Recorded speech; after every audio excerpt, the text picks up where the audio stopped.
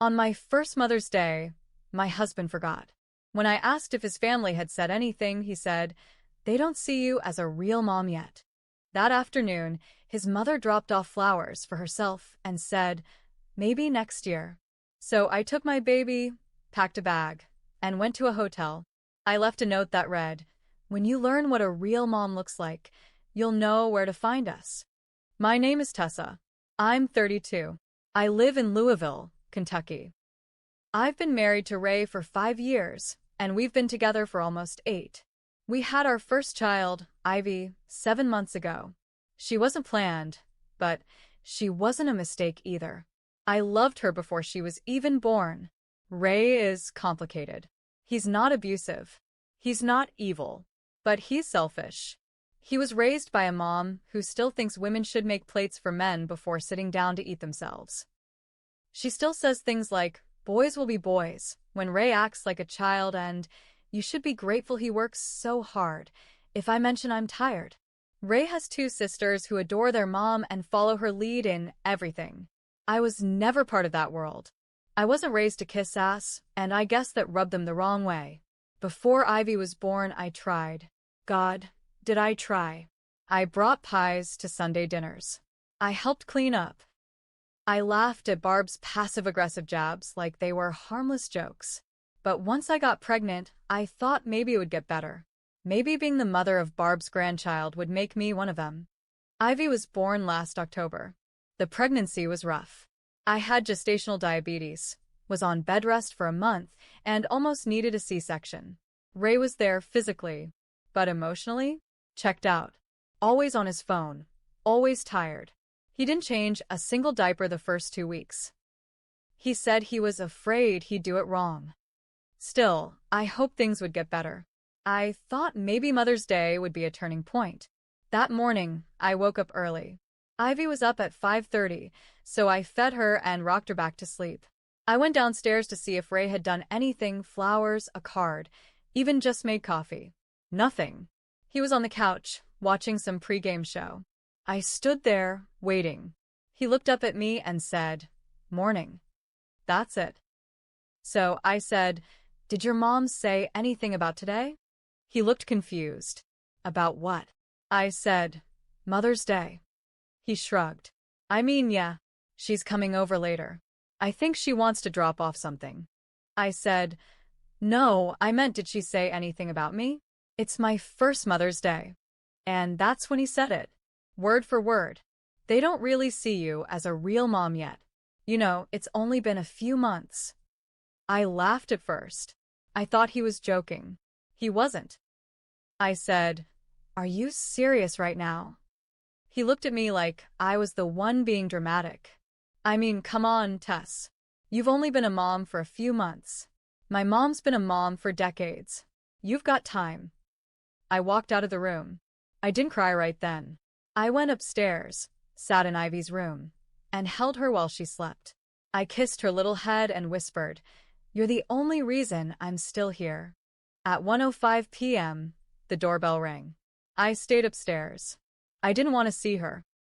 But I heard Ray's voice, loud, cheerful, and then Barb's laugh. I could hear the plastic wrap on flowers and her heels on the tile. She said, loud enough for me to hear, "Happy Mother's Day to me. Did you get me a card this year, Ray?" Then, after a beat, she added, "Maybe next year," with a fake laugh. Ray didn't correct her. Didn't defend me. Didn't even mention me. That was it. I went into my room. I grabbed Ivy's diaper bag and started packing. I put in clothes, wipes, bottles, formula. I packed my own bag, quick and quiet. I had a little cash saved from doing some freelance editing work. I booked a room at a Holiday Inn Express 15 minutes away. Clean, safe, quiet. Before I walked out, I grabbed a takeout menu from the kitchen counter and wrote on the back, "When you learn what a real mom looks like, you'll know where to find us." I left it next to his keys. I didn't slam the door. I didn't say goodbye. I drove away with my daughter in the back seat, humming to herself, not knowing that her mom had just decided she was worth more than being ignored. The hotel room was clean, quiet, and freezing. I turned the heat up and laid Ivy on the bed, surrounded by pillows. She kicked her feet and giggled like we were on vacation.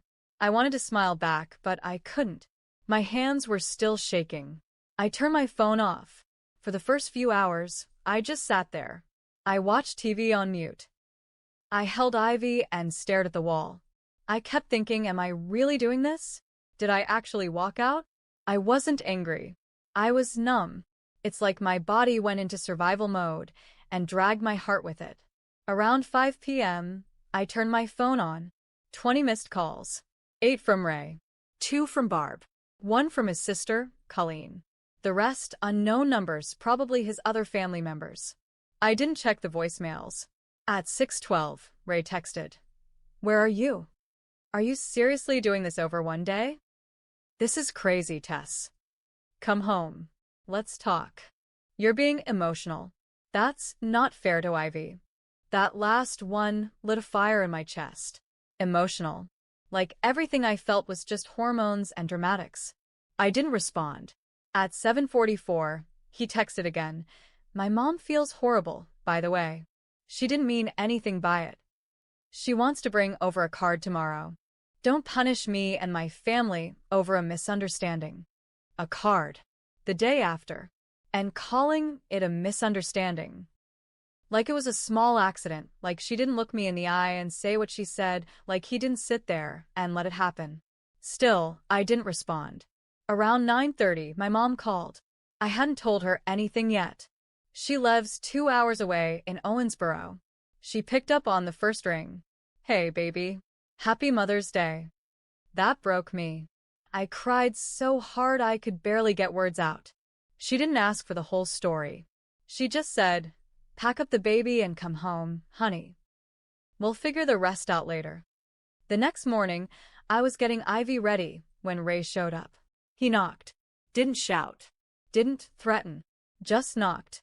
I opened the door an inch and said, You have 2 minutes. He looked like he hadn't slept. Tess, come on. This is ridiculous. I didn't mean what I said like that. It came out wrong. I just looked at him. He added, I was caught off guard. You put me on the spot. You were waiting for me to fail. I said, Do you even hear yourself? I came here to fix this. No, I said. You came here because you're embarrassed I left. That hit him. He stood there for a second, then said something I won't forget. You made a scene over something stupid. My whole family thinks you lost it. I closed the door in his face. The rest of the week, I stayed at the hotel. He didn't call again, but Colleen did. She left a voicemail that said, You need to stop being selfish. You're hurting Ray. This isn't what moms do. Real moms put their families first. I saved that one. I saved all of them. On Friday, I went to my mom's house in Owensboro. I told Ray I needed space. I didn't say how long. A week later, Barb posted a photo on Facebook with a big bouquet of flowers and a caption that said, Thanks to my son for making me feel special on Mother's Day. I know some people forget what the word mother really means.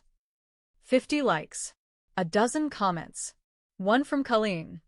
That's right, Mama. Not everyone earns the title. I took a screenshot. Then I started talking to a lawyer. I didn't respond to the post. I didn't comment, didn't like, didn't even mention it to Ray. I let it sit there like a trap. I wanted to see how far they'd go. Turns out much farther than I thought. The next week, I met with a lawyer named Jenna. She was sharp, no nonsense, and didn't feed me empty comfort. I told her everything. How I left, what Ray said, what his mom said, how they treated me before and after the baby. She listened, took notes, and said, You're not filing for divorce today, but we're going to be ready if that's where you're headed. I nodded. I wasn't ready to say the word divorce yet, but I was damn close. Ivy adjusted fast to being at my mom's. She smiled more, slept better. I think she felt safer. I know I did. Then, mid-June, something happened that flipped everything upside down. I went to the pediatrician for Ivy's checkup. New town, new doctor. I gave them our insurance info. The receptionist looked confused. This policy was just changed. You're not listed as a dependent anymore. What? She showed me the screen. Ray had removed me from the policy. I stood there in that office holding my baby, shaking with rage. I didn't call him. I drove back to my mom's house and called Jenna. She was quiet for a second after I told her, then she said, "He's trying to force your hand. Good. Let's give him what he wants." She filed the first motion that afternoon. Ray found out 2 days later. He called me 5 times, no answer. Then he sent a text.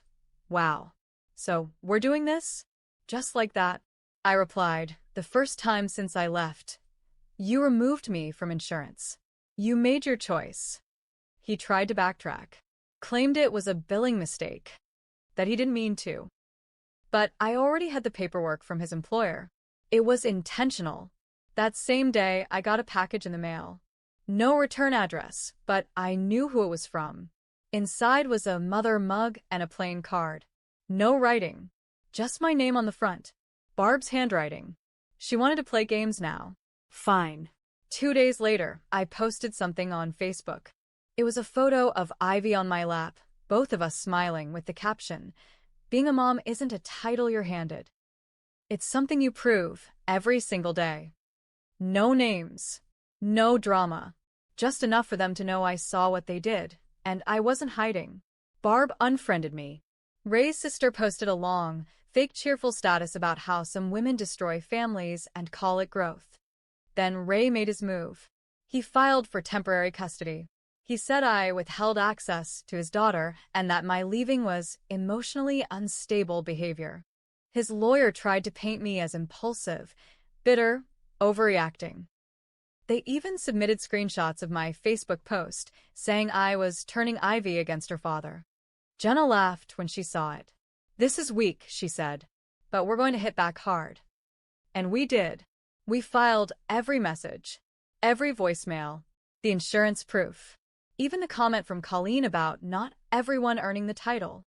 Jenna called it a pattern of undermining maternal legitimacy. The judge granted shared custody for now, but made it clear he didn't like the insurance stunt. Ray wasn't expecting me to fight back. He thought I'd come crawling home. Instead, I got stronger. After the custody hearing, things got quiet. Not peaceful, just quiet. Like when the air goes still right before a tornado. I could feel something coming. Ray stopped texting for a while. I think his lawyer told him to. He'd pick Ivy up every other weekend, on the act polite at drop-offs, fake smiles for her. He brought her back with clean clothes, full bottles, a stiff hug, and no eye contact. But kids are smart. Even at 8 months, Ivy could tell something was off. She'd get fussy the night before she had to go to him. She'd cling to me when she came back. She started waking up crying again, after weeks of sleeping fine. One Sunday night after I got her back, she wouldn't stop sobbing. Her diaper was dry, belly full. Nothing seemed wrong until I lifted her shirt. She had a rash, red raw under her arms and across her belly. I snapped a photo. I took her to urgent care the next morning. Heat rash, they said. Probably from a synthetic onesie or being in a hot car too long. I called Ray. He didn't pick up. I texted the photo and wrote, "This happened on your watch. What happened?" No reply for 6 hours. Then just, "Not my fault. She was fine when I dropped her off." He lied. She came back whining, itching. My mom had seen it too. Jenna told me to keep a log. Photos. Times. Dates.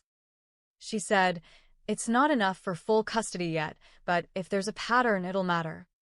Then the next twist came, and I wasn't ready. Late July, I was at the grocery store when a woman I barely knew from Ray's church came up to me. Her name was Kendra. We'd spoken maybe 3 times in 5 years. She looked uncomfortable. "Hey, I didn't know how to reach you, but I thought you should know.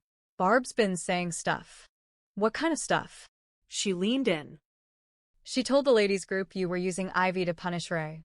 That you walked out because you couldn't handle motherhood. She said you've been struggling mentally since the birth." I just stood there. Kendra added, "She also said you threatened to run away with the baby. She's telling people you're unstable." I thanked her and left the cart in the middle of the aisle. That night, I lost it. I called Ray and said, "You let your mom say I'm unstable?" That I threatened to take Ivy? Are you serious? He didn't deny it. He just said, people are going to think what they think. I can't control what my mom says. Yes, you can, I snapped. You just don't want to. He sighed. Tessa, stop acting like this is some war. I laughed, cold and bitter. It is now. The next morning, I filed a motion to block Barb from seeing Ivy. Jenna said it was a long shot, but worth it. Barb responded by trying to file for grandparent rights. In Kentucky, it's not easy to win that unless there's a deep bond. But Barb was bold. She submitted photos, half of which I took, trying to make it look like she'd raised Ivy. She even listed her house as Ivy's second home. That was a mistake. I had texts from Barb saying she wasn't ready to be a grandma when I was pregnant. I had her voicemail from Mother's Day. I had photos showing she hadn't visited Ivy more than 4 times since the birth. We submitted it all. Barb didn't get her visitation. The judge dismissed it before the hearing. But the damage was done. Ray was furious. He came to drop off with a cold face and said, "Congrats. You got what you wanted.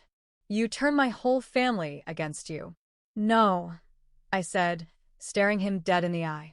"They did that all by themselves."